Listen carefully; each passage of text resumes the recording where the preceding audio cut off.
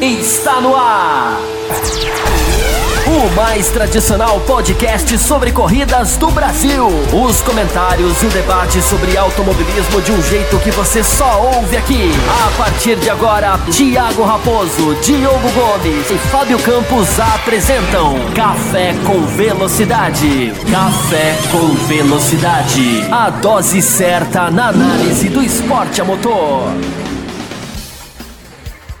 Para você que nos ouve no cafécomvelocidade.com.br, estamos começando a edição 610 para falar sobre o Grande Prêmio da Áustria, que aconteceu no Red Bull Ring do último final de semana e que teve aí vitória espetacular de Max Verstappen, uma corrida aí que, diferentemente das últimas, que veio aí sofrendo críticas, o pessoal reclamando, até grandes jornalistas decretando aí a morte da Fórmula 1 e tudo, se nada fosse feito, se ela continuasse da mesma forma.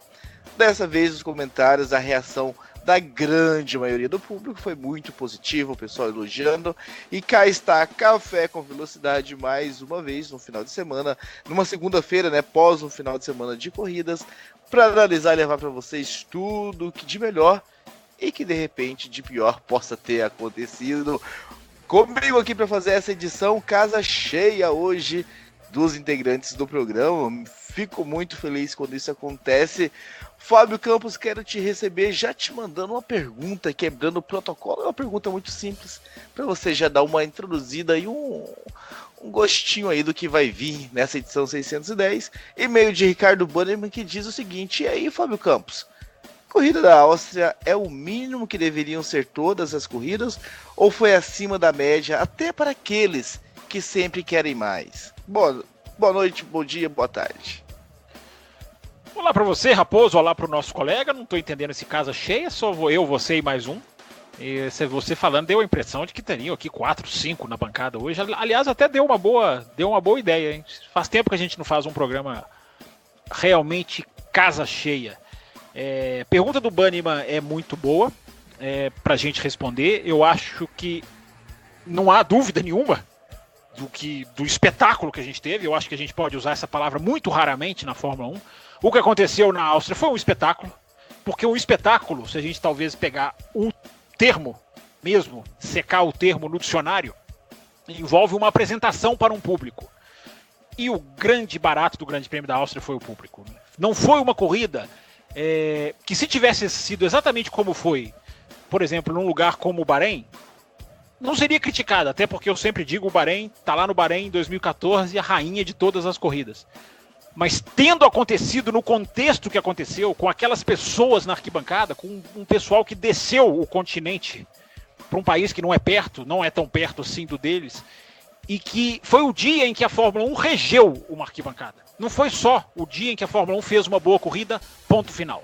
Foi o dia em que a Fórmula 1 conduziu uma arquibancada. O modo como aquelas pessoas foi construindo a vitória do Verstappen na visão daquelas pessoas e vibrando a cada ultrapassagem. E ultrapassagens que não foram decididas rapidamente, isso é um detalhe crucial para a gente falar nesse Grande Prêmio da Áustria. Então, para responder a pergunta do Bannerman, deixa passar o carrinho, deixa a gente entrar no assunto. Mas foi o dia, repito, foi o dia em que Fórmula 1 e público deram as mãos. É uma coisa raríssima, mas é uma coisa muito legal e muito bonita quando acontece. Um dia em que uma pista pulsou de verdade, com gritos, com gente vibrando, com uma torcida que se levantava, que faz barulho. Isso é muito legal. Pena que é tão raro, mas isso é muito legal de acontecer. Os outros detalhes que ele fala, de quantas vezes teria que acontecer ou não acontecer, a gente vai ter algumas horas, talvez, para discutir, né, seu Raposo? Exatamente, Fábio Campos. E a casa está cheia porque o programa tem 3 integrantes e os 3 estão aqui hoje. Você quis dizer casa completa, entendi. Isso, exatamente. Completa tá cheia, no meu entender, porque esse cara que tá vindo aqui, ele vale por 10. Então, é um cara que dúvida disso. Faz o programa, a casa está cheia. Diogo Gomes, seja muito bem-vindo. Grande Raposo e Fábio Campos. É legal gravar depois de uma corrida boa, né? Depois de ter momentos bons assim que a gente consegue vir para falar sobre aquilo que a gente tanto gosta de corridas, de disputas e tudo mais. E por vias, não sei se tortas a gente pode dizer, mas a gente teve nesse domingo o mínimo que a Fórmula 1 poderia oferecer de uma igualdade, ainda que básica, mas o mínimo ali de igualdade entre as 3 equipes do topo, e um piloto com um brilho especial fazendo toda uma diferença dentro da pista e com todo o amor colocado das arquibancadas, né, vindo das arquibancadas, e deixou toda a questão muito, muito bonita. Para quem assistiu ao vivo, é uma pena que teve o anticlímax do pós-corrida, a espécie de quase balde de água fria que a FIA quase colocava na cabeça de todo mundo. Até quem não assistiu ao vivo passou por uma certa tensão, eu posso te garantir, viu, Diogo? É verdade, é verdade. E para quem assistiu ao vivo foi ainda mais agoniante, né? A corrida acabou 11 e pouco da manhã e 3 horas da tarde é que o resultado da não punição ao Verstappen vai sair, então foram algumas horas ali de ansiedade, eu até diria que de nervosismo, para alguns casos. Eu vi uma imagem do Christian Horner, e no momento em que ele descobriu que não ia ter punição do Max Verstappen, ele tá tipo no alto de uma dessas salas de comissários, né? E ele tá olhando para baixo, levantando o braço assim, com o punho cerrado, em sinal de comemoração. É estranho que o cara tem que estar comemorando lá dentro da sala dos comissários, mas é legal que, pelo menos dessa vez, não teve o fato final, né? A punição que acabou, fez um anticlímax total, mas ainda assim teve um ponto negativo ali a ser destacado. Mas, enfim, chega de negatividade e a gente teve... eu tive, pelo menos, com a Fórmula 1 nesse domingo, a sensação que eu não tinha muito tempo, que eu tava parecendo quase que um desalmado, reencontrando amor, sabe? Quando eu vi o Verstappen... A ultrapassagem acontece na volta 69... mas na volta 68 tem até o movimento que eu mais gosto, que não se torna ultrapassagem, mas ele arrisca a ultrapassagem de um jeito que pra mim ele disse assim, ou eu passo ou eu tô fora, mas eu não me importo, eu só quero passar, eu só quero ganhar a corrida. Não importa com a consequência. O Leclerc força ele, eles quase embatem, acho que o Verstappen chega a dar uma passada fora da pista assim, sai meio que bagunçado, sabe? Mas pelo ímpeto, pela bela defesa de posição do Leclerc, pela torcida, pela briga, pela duração das brigas, finalmente a gente teve um espetáculo legal. A gente estava precisando disso, depois de corridas horríveis durante o ano, a gente precisava de um GP com uma briga e momentos como foi o final dessa corrida para dar uma animada. Exatamente, vamos discutir também esses fatores aí da punição neste programa, um programa aí que eu estou aí com grandes expectativas, mas antes da gente começar a falar sobre ele, falar que nós temos um programa de apoio. Você quer conhecer mais? Entre no apoia.se/Café com Velocidade, onde você ajuda esse programa a se manter aí firme, forte, vivo. Esse dinheiro a gente usa, né, muito bem em equipamentos, pagar um pouco a hospedagem, custo com servidores, também para fazer aí alguma publicidade no Facebook, e a gente agradece a todos os nossos apoiadores, e inclusive tem um grupo, né, exclusivo no WhatsApp só para eles. Se vocês quiserem saber mais, apoia.se/Café com Velocidade. Fábio Campos, não tem mais o carrinho, né? A gente já entra no assunto. Eu queria que direto. Você passasse o carrinho, eu queria te dar o trabalho para você ir lá, buscar o carrinho, inserir na edição, porque é assim, ouvinte. Termina o bloco, um vai fazer texto, o outro vai editar. Quem edita termina antes de quem faz o texto. Então eu estava querendo dar um trabalho técnico maior, mas pelo visto eu não terei sucesso. Não teve sucesso, mas com certeza você terá sucesso nos seus comentários, sempre muito bons e pontuais. E eu quero começar a nossa discussão exatamente no fator, Fábio Campos. O que é que fez da Áustria uma boa corrida, depois de uma França horrível? O que teve de diferente? O que influenciou?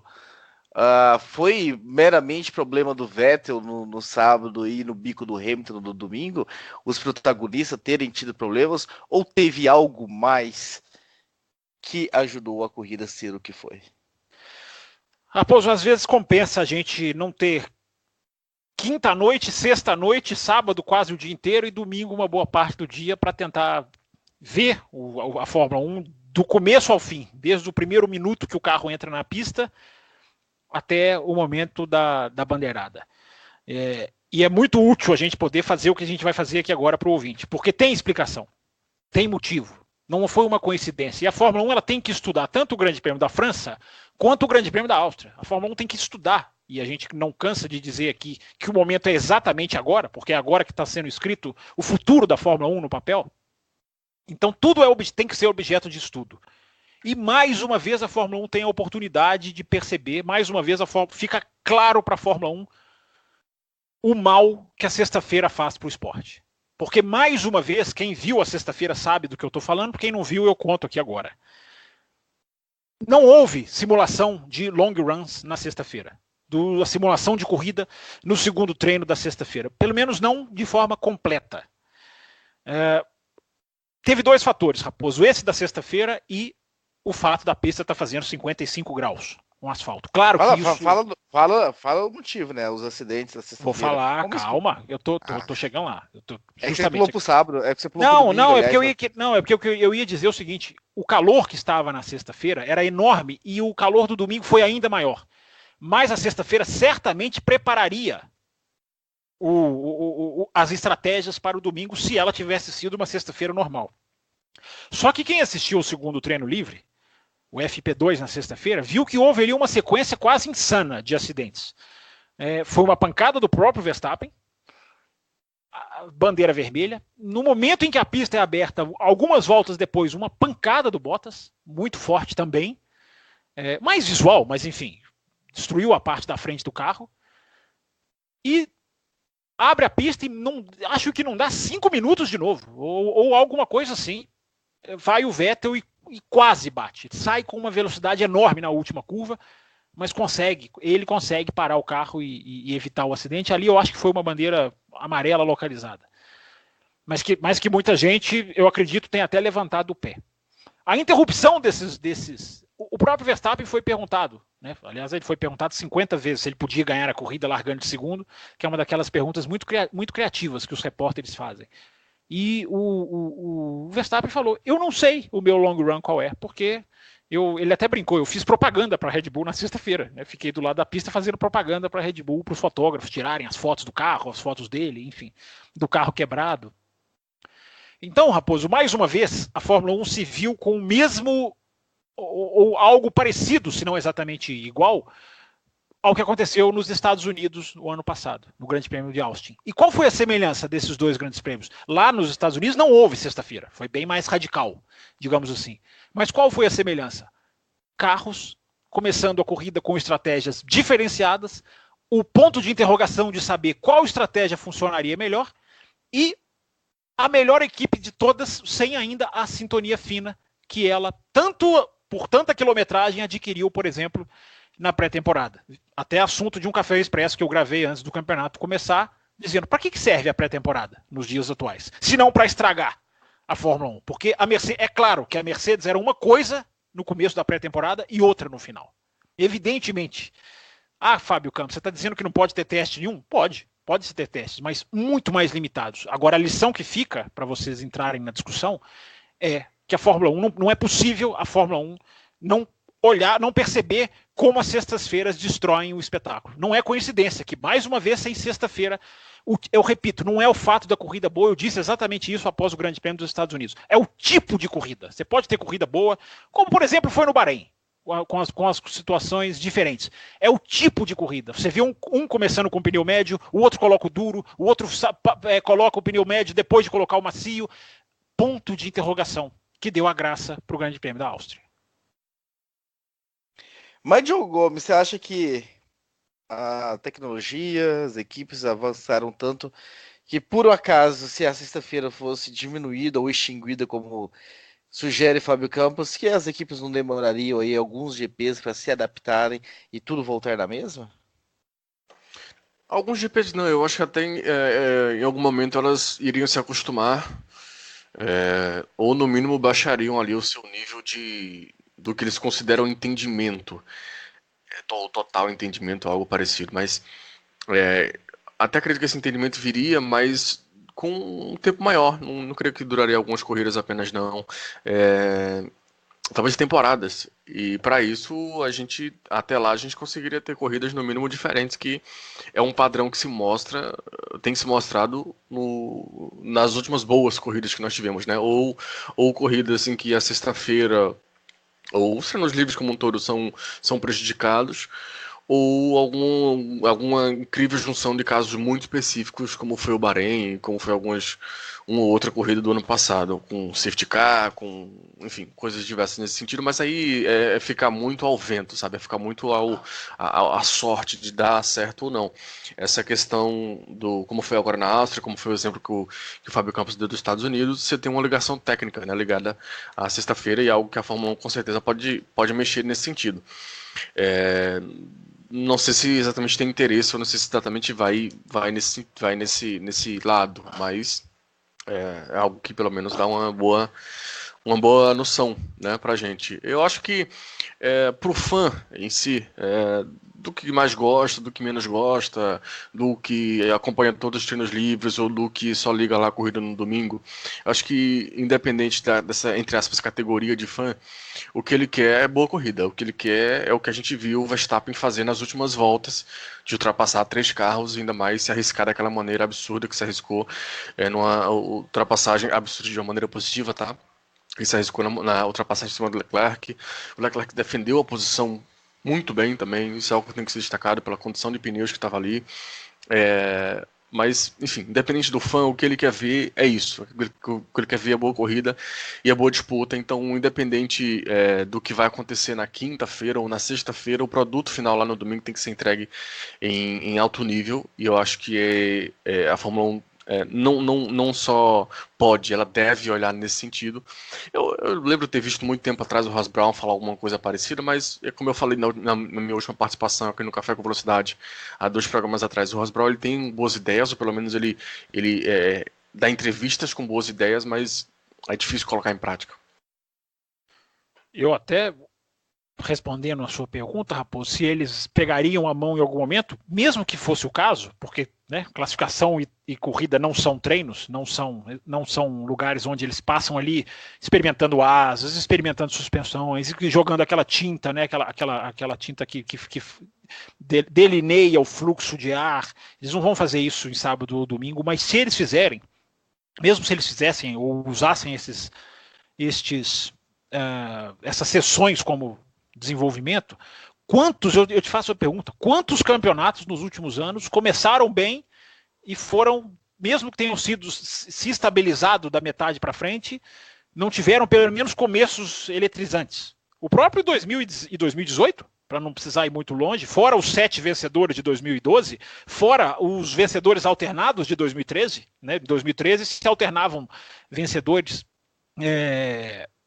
Olha quantos campeonatos a gente pode pegar que de começos, mesmo que elas peguem a mão, é melhor você ter um começo de campeonato bom do que você ter o começo de campeonato que teve em 2019. Porque, aliás, isso é bom que seja dito, né? Porque eu ainda não olhei o Twitter, Diogo Gomes provavelmente está mais atento do que eu, pode até dizer. Deve existir aquela normal corrente de pessoas que vem agora após o Grande Prêmio da Áustria dizendo, olha lá, né, tá vendo? Criticam! Como se o último Grande Prêmio apagasse os outros 7. Eu vou dizer os outros 7 porque eu vou colocar o Bahrein como boa corrida. Não vou colocar... Mas das 9, 7 a gente pode dizer que foram abaixo. Aí eu respondo a pergunta do Banniman, que você abriu o programa dizendo. Não dá para exigir que a Fórmula 1 tenha todo domingo um cara que saia de 5º ou de 8º para primeiro. Seria ótimo. Mas dá para se exigir, Ricardo Banniman e ouvinte, o tal ponto de interrogação. Não dá para entrar no final de semana com a certeza de quem vai ganhar. Isso sim é obrigação. Fazer uma corrida como a Áustria talvez seja exigir algo que não dá nem nas categorias em que se trabalha para a ultrapassagem. Aquilo é uma exceção, mas é uma exceção boa. Agora, não dá para ser 8 ou 80. É isso aí ou nada. Não.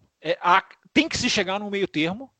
E eu acho que essa questão de testes, principalmente da sexta-feira, é crucial e não é possível que a Fórmula 1 não esteja olhando isso. Você não precisa extinguir, que foi a palavra que o Raposo usou, não é exatamente a que eu usei. Você não precisa extinguir. Você pode mudar o formato, você pode fazer outros pilotos se envolverem, você pode fazer outra hora do dia, porque o problema da sexta-feira é principalmente o FP2, que é onde eles simulam tudo, né? Porque é normalmente a condição exata da corrida. Eles simulam tudo. Você pode mudar isso, você pode fazer como a MotoGP. Quem assiste os treinos livres da MotoGP vê que ali vale alguma coisa. Não dá para o cara ficar brincando só de buscar acerto, embora ele tenha uma hora do final de semana que ele pode fazer isso. Tem muita coisa que você pode transformar sexta-feira, muita coisa que você pode fazer, mas dá para fazer um programa. Se vocês quiserem, vamos fazer um programa de alternativas às sextas-feiras. Tenho certeza que até o ouvinte vai participar com ótimas ideias. Coisas que a gente pode até pensar, nossa, está para full, mas é uma ideia que você ajusta aqui, você mexe ali, dá para se fazer muita coisa. Hoje, mais uma vez, na minha opinião, repito, não é porque a corrida foi boa. A corrida no Bahrein foi boa, não disse isso porque não vinha ao caso. Eu mais uma vez bato na tecla. É o tipo de corrida. É muito gostoso você ter esse tipo de corrida, em que um vai com um pneu, o outro vai com o outro volta do box com um, o outro volta do box com o outro inverte e se dá muito bem, porque a corrida do Carlos Sainz talvez tenha sido a melhor que ele fez na Fórmula 1, também na estratégia invertida de muita gente. Então você tem oportunidade de performances, você tem o desconhecido, e a Fórmula 1 passa 3 horas na sexta-feira coletando dados e fazendo o desconhecido ficar conhecido, e joga contra o espetáculo do domingo. E só eles parece que não querem perceber isso. Ainda sobre o assunto da corrida, nós recebemos um e-mail, vamos começar já a trazer os e-mails aqui dos nossos amigos, que colocou um outro fator aqui, Diogo Gomes, eu quero também discuti-lo, sobre a corrida ter sido aí empolgante. Jailson Fernandes de Amadeu nos escreveu, e vamos aos comentários de mais um GP de Fórmula 1, e que corrida! Há tempos não víamos uma corrida digna do porte da principal categoria de automobilismo mundial. Como dizem, após a tempestade vem a bonança. Depois de uma procissão na França, a Áustria nos proporciona um espetáculo de corrida. Eu diria que foi o contrário. Após a bonança veio a tempestade, Jailson. Vamos aos destaques, né? E aí ele fala da corrida. A corrida foi sensacional. Tivemos boas disputas e ultrapassagens. E o melhor, briga não só pelas primeiras posições, mas como pela liderança da prova. A Fórmula 1 tem que estudar essa prova. Olha só, Fábio Campos. Você leu o comentário do Jailson antes? Não, você não compartilhou nenhum e-mail. Eu até gosto quando você não faz isso na segunda. Gosto que você faz de terça a domingo. Na sexta, não. Desculpa, na segunda, não. E tá aí o objeto de estudo pro Jailson. A gente até respondeu ele sem querer. Para ver o que deu certo para replicar nas próximas. E aí ele manda a pergunta, Diogo Gomes, que é um outro fator que me parece que realmente colaborou. Ele diz o seguinte: me parece que até o DRS, mesmo com 3 áreas, foi essencial para a prova. Quais os fatores que levaram a ter essa corrida tão diferente da anterior? Você concorda? Você concorda, Diogo Gomes, que o DRS não ficou tão gritante como em outras pistas? Olha, eu não vou lembrar de todas as ultrapassagens da prova, mas as principais ali, a gente viu os pilotos em posição de briga. Tiveram algumas ultrapassagens que foram bem passagens, como a gente disse, como a do Vettel em cima do Hamilton, por exemplo, já no final da corrida, mas acho que ela tinha uma diferença de pneus tão grande. Sim. Eu fiquei me perguntando nesse sentido, né? O Vettel ele para uma segunda vez para colocar pneus mais macios, faltando 20 voltas para o fim. O Hamilton estava num stint longo com pneus duros, então eu acreditei mais essa questão. Eu acho que a do Verstappen no Vettel foi bem longe da curva da freada, né?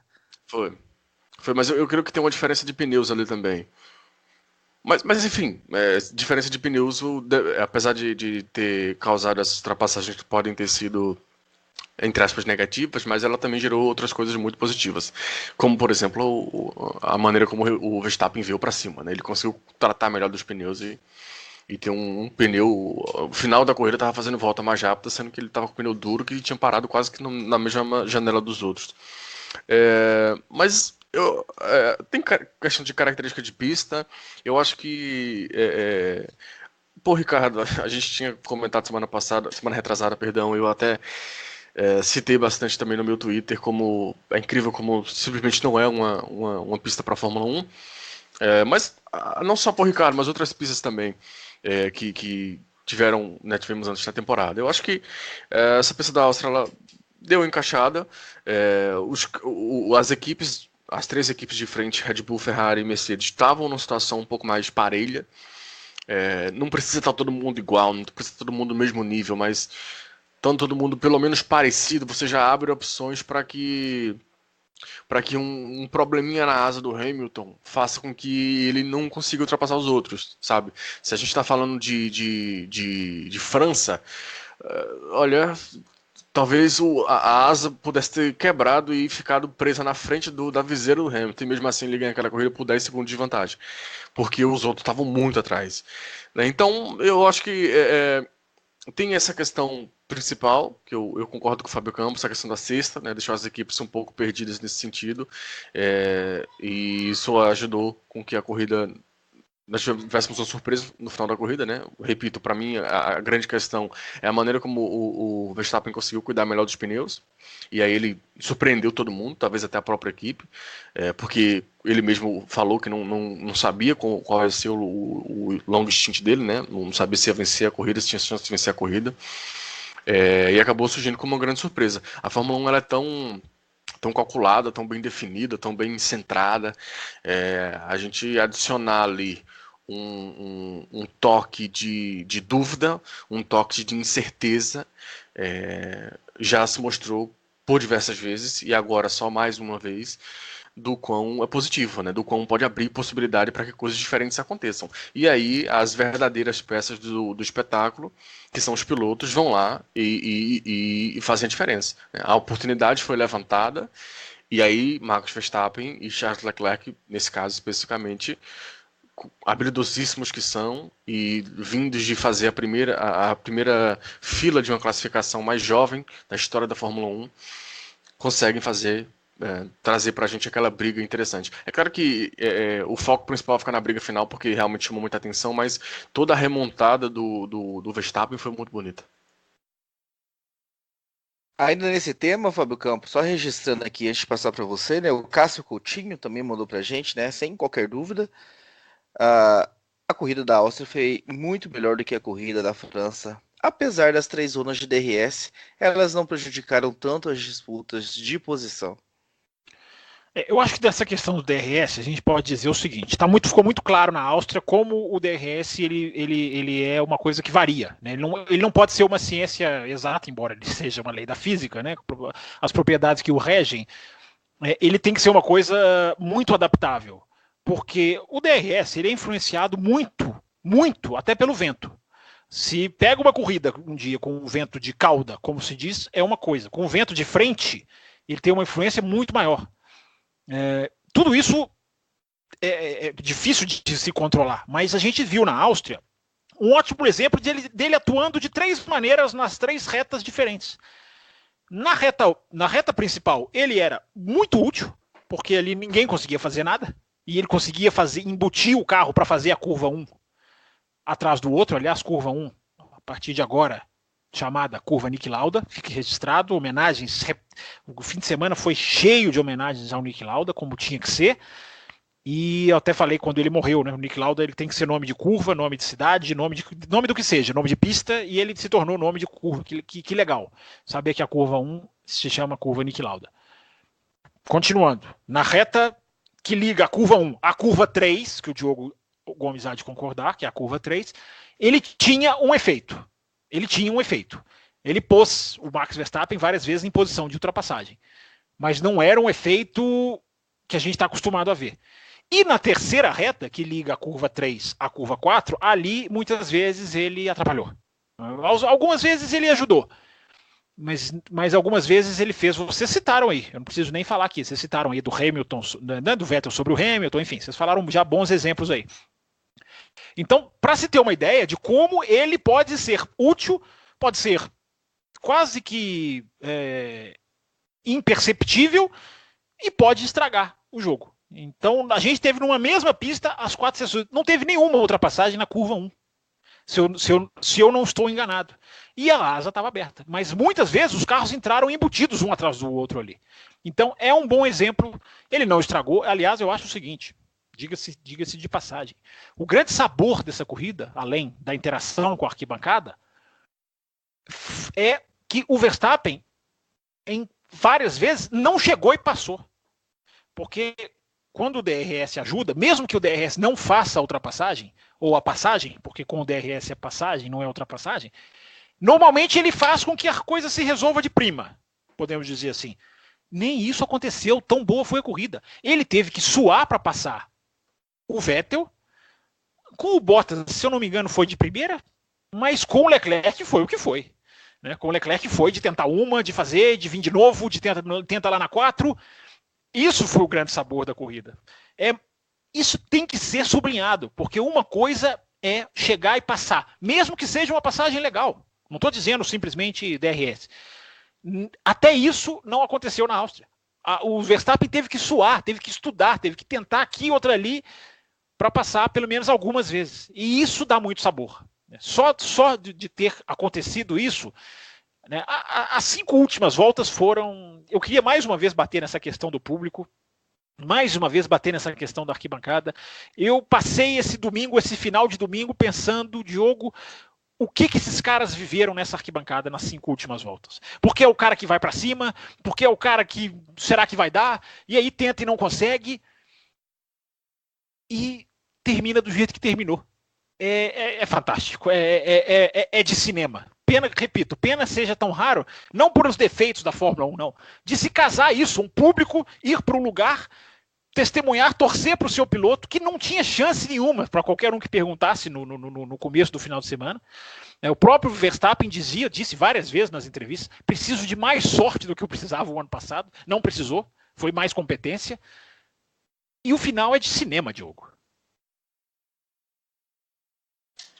E é uma corrida que inclui alguns fatores que já foram falados aqui em várias outras ocasiões, que a gente já teve esperança de que a Fórmula 1 tenha visto, né, e pudesse atuar em cima disso. Você já falou a questão das sextas-feiras.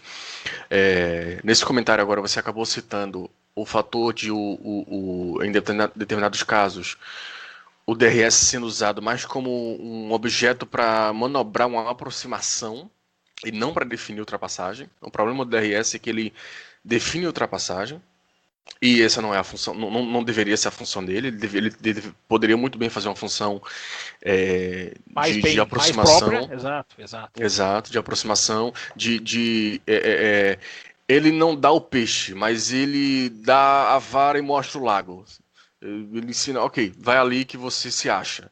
Essa distância de 3 segundos, vamos tentar diminuir para 1 segundo. E aí nesse 1 segundo, aí é você, seu braço e o carro e o braço do outro cara lá, e vamos brigar, vamos ver no que dá. E uma outra questão foi que meio que se conflitam, né? Que se complementam, que foi o ajuste do DRS. Na FIA, FIA, Fórmula 1 e equipes e tudo mais, tem tecnologia muito mais do que suficiente para jogar com esse DRS, né? Claro que esse jogo com o DRS hoje ele é feito, esse jogo de ajuste, eu quero dizer, ele hoje é feito antes do GP. E claro que devem ter 1 milhão de estudos ali, ou pelo menos imagino que devam ter estudos antes, para definição de distância e de locais. Locais não tem muito o que definir, né? Varia pouco, mas de distância, de ativação do DRS. Mas eu fico pensando o quanto esse DRS poderia ser melhor ajustado, poderia ser melhor controlado. Talvez até uma espécie de ajuste entre sessões, Pode, sim. Ou testes, por exemplo. Vamos eles fazer não um teste aqui. Eles não liberam pós-treino na Áustria para se fazer a simulação de largada? Se eles colocarem ali para dar 3, 4 voltas de DRS, certamente eles pegam informação. Eles podem pedir para as equipes fazerem isso. Enfim, eles têm 1 milhão de alternativas nesse sentido. E tem tecnologia mais do que suficiente para estudar. E Diogo, eles têm tecnologia para monitorar a abertura da asa. Se eles quiserem, eles fazem na reta tal abre tantos centímetros, na reta tal abre tantos e na outra abre tanto. Eles podem fazer isso se quiserem. Perfeito. E eles têm tecnologia para esse controle, e eles têm tecnologia e disponibilidade de equipes e tudo mais para chegar a esse estudo, tá? Para chegar a esses números, para fazer testes, para, sei lá, no treino livre 1, exigir que as equipes corram com determinada maneira, determinada disponibiliza determinada angulagem, determinadas metros de ativação do DRS, e que numa outra sessão possa fazer um teste diferente. Vamos diminuir. Eles podem falar, começamos aqui. Eles fizeram isso na Espanha. Eles aumentaram na Espanha o final de semana. Eles pegaram e esticaram a zona. Um pouquinho antes do final de semana começar, mas eles mudaram assim, fora dos planos. Eles podem fazer, por exemplo, do primeiro treino livre para o segundo, olha, agora vamos testar essa daqui. Saem os 2 carros da McLaren e vão a todo e vamos observar. Por que não, né, Diogo? E chegar a uma média ou algo desse sentido de, ok, talvez não tenha o ponto ideal, mas a gente tem uma média aqui que de tantos a tantos metros nessa reta funciona melhor, e que de tantos a tantos metros nessa reta funciona melhor. Isso como eu falei, com a ideia de que o DRS ele tem que ser usado, ele não foi criado para isso, tá? Ele foi criado para fazer ultrapassagem artificial mesmo. Mas já que a gente tem ele e já que o DRS ele não vai sair da Fórmula 1, não adianta se iludir, que ele seja usado da maneira boa, que ele seja usado de maneira a manter os carros, ou aproximar os carros e não definir ultrapassagens. Que a definição da ultrapassagem ela tem que estar na mão do piloto. Ela tem que estar na mão do piloto. Isso é lei número 1 básica do automobilismo. Que foi o que aconteceu na Áustria, né? As ultrapassagens do Verstappen na curva 3 tem o DRS, mas são claramente disputas de freada, né? E as defesas. Eu vi poucas pessoas falando nisso, mas eu volto a reafirmar, as defesas do Leclerc são muito bonitas.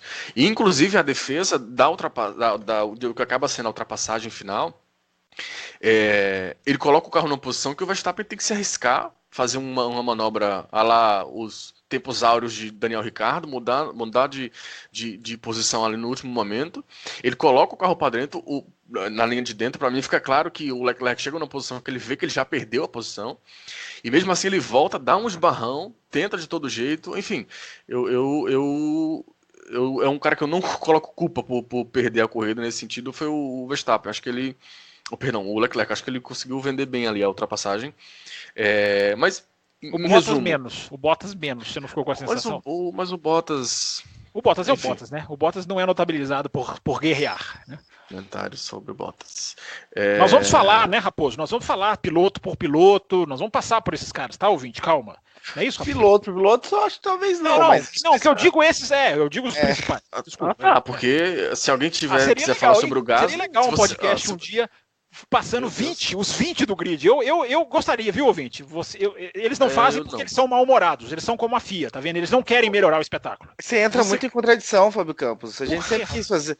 Você extinguiu desse programa aqui o programa famoso de início de ano, em que a gente vem passando piloto por piloto para fazer extingui? Alguma vez eu virei e falei, esse programa não vai existir mais? Meu Deus, que falta com a verdade. Mas com isso eu concordo.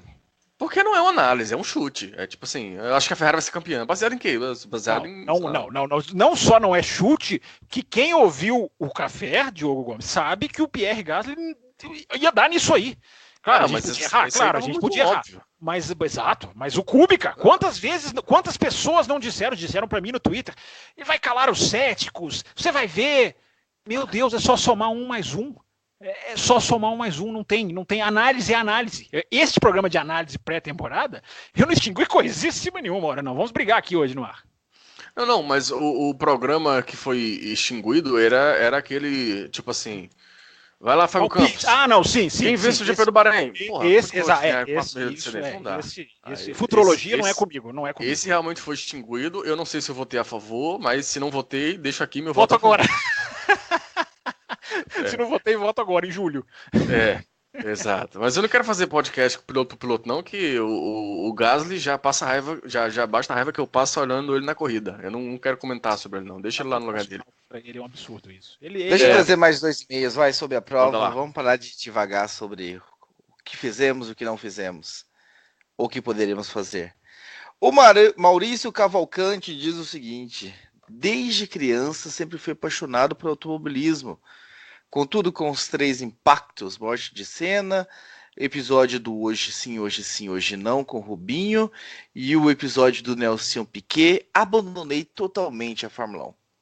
Este ano voltei a acompanhar por ter visto o documentário da Netflix e a chama reacendeu. Foi aí que encontrei o podcast de vocês e desde então acompanho semanalmente. Parabéns pela produção de conteúdo tão compromissados unicamente com o automobilismo puro. Infelizmente, estou muito decepcionado com a Fórmula 1. Concordo com vocês, a Fórmula 1 virou um campeonato de procedimentos, né? Abaixa o legalismo automobilístico, ele fala aqui. E ele toca nesse assunto do DRS que nós já falamos, né? Não é possível que alguém defenda essas regras. Gostaria de saber por que ninguém requer uma regra que proíba os jogos de equipe, restrições ao DRS e coisas do tipo. Li aqui esse e-mail só para registrar nessa presença do Maurício Cavalcante. Que bom, Legal, Maurício, que você nos achou. É. E nós estamos aqui batendo nessa tecla do DRS já há algum tempo. Se você fosse tem ouvintes nossos que não aguenta mais, Maurício, esse assunto. Mas como você chegou esse ano... Mas nós estamos falando hoje num enfoque diferente. Nós estamos usando um exemplo e enfocando em cima dele. Usando um bom exemplo, inclusive, não um mau. Com certeza. Para responder a pergunta que ele falou sobre o jogo de equipe, e jogo de equipe é só uma vírgula que ele trouxe aí, por isso que eu peguei, mas tem várias outras coisas. Porque a Fórmula 1, ela é, entre aspas, gerida pelas próprias equipes. Então, se eu fumo, eu não vou criar uma regra anti-fumo, porque aí eu vou me pegar fumando e eu vou ser punido por estar fazendo isso. Então, por mais que as equipes gritem para Deus e o mundo que não gostam de jogo de equipe, quando o calço apertar, vão ser as primeiras a gritar, e a resolver, e a escolher, e a McLaren mandar o Norris forçar que o Norris ande um pouco devagar para segurar o Ricardo, que seguraria mais alguém lá para o Sainz se aproximar. É isso. Isso é o jogo de equipe, mas serve para diversas coisas. Diogo, eu vou te dar 2 exemplos de que eu acho legal ouvintes assim, bem-vindo, viu, Maurício? Eu acho legal ouvintes que têm uma cabeça analítica de Fórmula 1. O que eu apanhei semana passada, por causa do tema que eu fiz o Café Expresso, de uma reflexão para a gente pensar sobre as linhas brancas, o que eu publiquei lá no Auto Racing, o que teve de gente que não quis refletir, que você torce para não sei quem. É incrível como tem gente que não está disposta a refletir, e tem gente que tem essa cabeça como do ouvinte que chega já com várias coisas para se discutir. De quem que você torce? Só para saber. De quem que você foi acusado? Falaram que se a Ferrari tivesse liderando, fosse a Ferrari beneficiada no Canadá, eu fiz um texto que nem cita o Canadá, gravei o áudio no Café Expresso, nem cita o Canadá. E falaram que falaram para mim, Raposo, que se a Ferrari tivesse sido beneficiada, eu não estaria falando isso. Enfim, é gente que vem com pensamentozinho do futebol. Eu sempre achei que você torceu para a Ferrari mesmo. É um absurdo, né? Fábio Campos ferrarista. É porque a gente vai desbravando novos lugares e a gente vai esbarrando com quem não nos conhece. Por isso que é legal falar aqui com o ouvinte do café. Deixa eu dar 2 exemplos. Estou dizendo tudo isso porque eu fico feliz em saber que o ouvinte não espera oba-oba aqui. Não espera que a gente chegue aqui e fale, a Fórmula 1 calou, todo mundo não calou. A Fórmula 1 vem de uma semana atrás de um espetáculo deplorável, que não pode ser apagado por esse. É questão de se estudar, se pôr os 2 na mesa. Por que esse foi ruim? Por que esse foi bom? O que fizemos errado aqui? O que fizemos de bom aqui? Não tem 8 ou 80. É botar a Fórmula 1 no 40. 2 exemplos, Diogo, disso que você está falando. Desse pensamento que rege a Fórmula 1. O primeiro, a Fórmula 1 teve essa semana uma reunião na sexta-feira. Essa semana não, no fim de semana da Fórmula 1, na Áustria. Para se mudar o pneu. Pessoal querendo que volte o pneu do ano passado. Claro, cada um com os seus interesses. É um exemplo de como a Fórmula 1 é mal gerida. O que acontece? Para se mudar o pneu, o que precisa? Unanimidade. Quando que se vai conseguir unanimidade nisso? Nunca. Nesse caso foi pior ainda, Fábio Campos. Desculpa te interromper. Eu até tuitei sobre isso. Por alguma razão, confesso que eu não entendi, mas eu li em fontes confiáveis que nesse caso nem precisava de unanimidade. Precisava só que de 7 das 10. Talvez porque tem certas alterações que são unanimidade, e certas que não são 2/3, eu acredito. Só que aí, como eu tuitei, a Fórmula 1 ela é tão mal gerida nisso que eu expliquei pro nosso amigo das equipes, que você não tem 10 equipes votando, você tem 3. Sim, por causa da influência política. E a Ferrari votou a favor. Aí quem votou a favor com a Ferrari? Eu te dou um doce pra você descobrir. Haas e Alfa Romeo. Aí a Mercedes votou contra. Aí votou contra a Williams e a Racing Point. Sabe, assim, aí chegou num ponto, e como precisavam de 7 de 10, mesmo nem precisava de 10 de 10, precisava só, entre aspas, só de 7 de 10. Mesmo assim, era necessário que se convencesse Ferrari, Honda e Renault da mesma ideia, para que as 3 juntas pudessem derrubar o voto contrário da Mercedes e as filhas da Mercedes. Então, olha o exemplo da estrutura. Ponto. Então, é por isso que eu estou querendo dizer. A Fórmula 1 viveu esse final de semana um exemplo da sua estrutura de que não funciona. Porque caberia aquilo que a gente fala aqui. Era a Liberty chegar e falar assim, nós vamos mudar o pneu. Eu não estou entrando na discussão se seria justo, se seria injusto. Isso é outra discussão. Mas pode-se muito bem se colocar no regulamento o seguinte. Olha aqui, gente. Posso mudar o pneu quando eu quiser. Claro que eu vou avisar, claro que a Pirelli vai mandar uma especificação, claro que isso vai ser feito com tantos GPs de aviso, claro que isso pode não ser feito faltando um número mínimo de provas para o campeonato, para não mudar nas últimas corridas. Pode se regulamentar, mas pode se fazer. Só que hoje está amarrada nisso aí que você está dizendo. É um exemplo claro, e aí eu ainda vi matéria essa semana, Diogo. Bernie Eccleston tem a solução para os problemas da Fórmula 1, que eu falei, é piada. Eu falei, estamos no 1º de abril. Estamos no 1º de abril, que é como, sei lá, Al Capone tem a dica para resolver o crime na antiga Chicago. É um absurdo você perguntar, você dizer que o Bernie, você fazer uma manchete dizendo que o Bernie Eccleston tem a solução. Ele nos botou nessa enrascada. É por causa dele que nós estamos aqui esperando vamos esperar ainda 1 ano e meio para a coisa talvez funcionar. Já estamos esperando há mais tempo, porque desde 2016 nós estamos falando dessas mudanças que a Fórmula 1 vem fazendo. Então esse é um exemplo. Quer outro exemplo? Só mais um rapidamente. Foram entrevistar o Mattia Binotto após a prova, e falando a questão não, porque tem que punir, o Binotto defendendo, não, porque tem que punir, porque forçou o outro cara fora da pista e não sei o quê. E aí tem uma hora que o Martin Brundle vira para ele e fala assim, não, mas isso é corrida, Binotto. Então nós vamos querer o quê? Ultrapassagem só de DRS? O Binotto vira para ele, sim, é isso que nós queremos. Então essa é a Fórmula 1.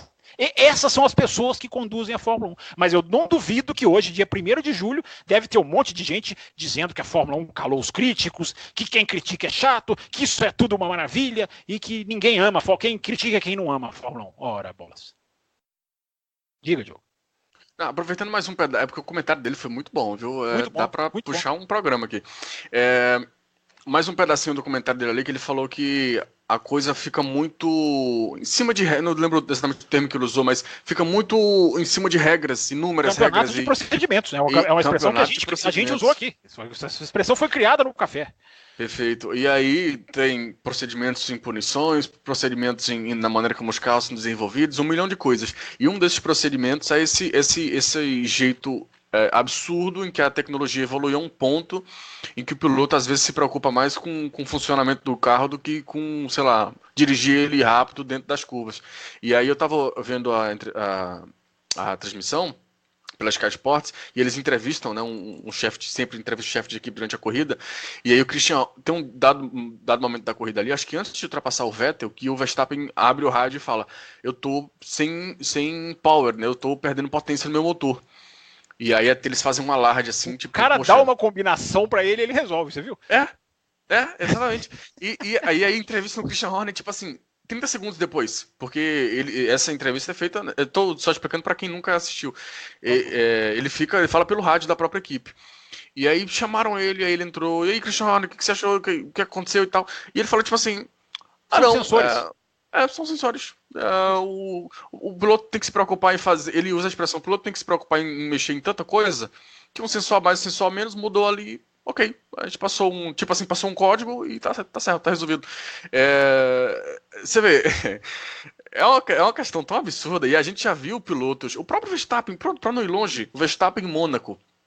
Acabou a corrida de Mônaco, a gente descobriu que o Verstappen fez metade da corrida de Mônaco com uma deficiência no motor, porque ele esqueceu de mudar uma chavezinha no volante, naquele volante de 5.000 chaves, ele esqueceu de mudar uma chavezinha na hora da parada. E aí, por conta disso, ele ficou com uma potência menor no motor durante o resto da corrida inteira. É mais um dos problemas. Aquele grande prêmio do Azerbaijão de 2016, em que o Rosberg não consegue arrumar, o Raikkonen pede para arrumar, o Rosberg, o engenheiro, não podia falar. Lembra daquela época da proibição? Nossa senhora. É aquele grande prêmio. Nem lembra disso. Enfim, mas é aquele tipo de questão que a gente bate tanto aqui, porque existe, não é de fácil correção. E só pode ser corrigida, essa é uma coisa, tá? Existe 1 milhão, mas que só pode ser corrigida se a Fórmula 1 primeiro mudar a sua administração, mudar a sua ideia de cima, para que as coisas venham mudando, né? Então, enquanto as equipes tiverem brigando só pelo poder delas ou só pelo que interessa a elas, é isso, não vai ter muita mudança não, porque se todo mundo achar que é lindo não ter sexta-feira e todo mundo chegar perdido e a Mercedes disser que não é, não vai ser. Não vai. E pronto. E não interessa. Não interessa quantos milhões de fãs tem. Eu tô usando a Mercedes, não é pra dizer que a Mercedes é mal, não, tá, gente? Eu tô só usando um exemplo. Sei lá, usa outra equipe. Red Bull, pronto. Se todo mundo achar que é incrível, que não pode ter sexta-feira, que as equipes precisam chegar mais, entre aspas, perdidas, e que tudo isso vai melhorar as corridas, e a Red Bull disser, não. Não é nem a Red Bull, Diogo. O regulamento da Fórmula 1, num certo estágio, é feito com a opinião de patrocinadores, inclusive. Até patrocinador tem que dar ok para certas coisas andarem, porque a Fórmula 1 tem a Comissão Mundial, tem o Conselho Mundial da FIA, tem duas instâncias. Tem uma delas que até patrocinador pode vetar. Olha o tamanho da complexidade da rede da coisa. E são coisas que precisam mudar, porque quando você começa assim, parece que a gente fala disso porque a gente está acostumado com a Fórmula 1 e muitas vezes fica muito fechado no mundo da Fórmula 1 e do automobilismo, mas quando expande a visão para outros esportes, sei lá, basquete, né, na principal figura da NBA, ou futebol, ou outras coisas. O que a moto não pode ensinar a Fórmula 1 em termos de nossa, demais. Meu Deus, a Suzuki chegou a liderar com dobradinha nesse final de semana. Quem diria? É como se a Haas tivesse feito uma coisa dessa. Mas, por favor, continue. É uma situação de 5 anos atrás impensável. 5, 6 anos atrás a Ducati está numa posição de brigar por título. Se você contasse para mim, eu ia rir da sua cara. E é uma realidade. E por conta de mudanças administrativas sérias e muito importantes. Mas você vê, no futebol, mesmo para quem não assiste futebol, deve ter ouvido, que aconteceram mudanças, assim, básicas de regra. A maneira como o impedimento é julgado. É um negócio que existe desde que o mundo é mundo, desde que futebol é futebol, que o impedimento é de um jeito. Hoje o impedimento está sendo mudado. É uma coisa, sabe, uma coisa essencial. A NBA está prestes a trocar o seu grupo de 80 jogos por temporada para 50 e poucos. Que é um negócio que... Peraí, isso é uma coisa que eu já falei que fora do ar, quer dizer que eles vão diminuir a temporada da NBA, é isso? Estão bem encaminhados para diminuir, mas perceberam que todo mundo chega estourado na pré-temporada. Perceberam que é um tiro no pé, porque chega no final da temporada, todos os melhores jogadores estão estourados. A temporada regular da NBA é a sexta-feira da Fórmula 1. E aí, exatamente, e aí você passa 7 meses assistindo a temporada para ver os playoffs, e chega no playoff, tá todo mundo estourado. Todo mundo. Isso já aconteceu há 2-3 anos. E é um negócio que existe há, sei lá, 60 anos, e finalmente choraram e falaram, gente, olha, com o nível técnico e físico que a gente tem hoje, não dá mais. Lá atrás talvez desse, hoje não dá mais. Exatamente como a Fórmula 1. Com o processo de coleta de dados hoje, a sexta-feira não funciona, ela é contraproducente, ela não é mais fundamental. Não é mais. Não é. Esses caras têm milhões em computador de dinâmica de fluidos, o chamado CFD. Esses caras têm um túnel de vento que funciona 25 horas por dia, porque eles dão um jeito de embutir 1 hora a mais. Você não precisa mais da sexta-feira, além de tudo, é uma coisa enfadonha. Todo mundo fica quem está na pista fica ali olhando o carrinho passar. Quem está na televisão, a Sky Sports criou um programa na sexta-feira que chama O que Aconteceu Até Aqui, que ela chama desse jeito na tradução para o português, O que Aconteceu Até Aqui, porque é quase que uma confissão que o público não assiste os 2 treinos, então ela faz um resumo. Ora, se fosse um sucesso de audiência, por que ela quase que imediatamente ao fim do segundo treino precisaria de um resumo do dia, vamos contar a história até aqui, porque é onde todo mundo vai, no resumão da sexta-feira.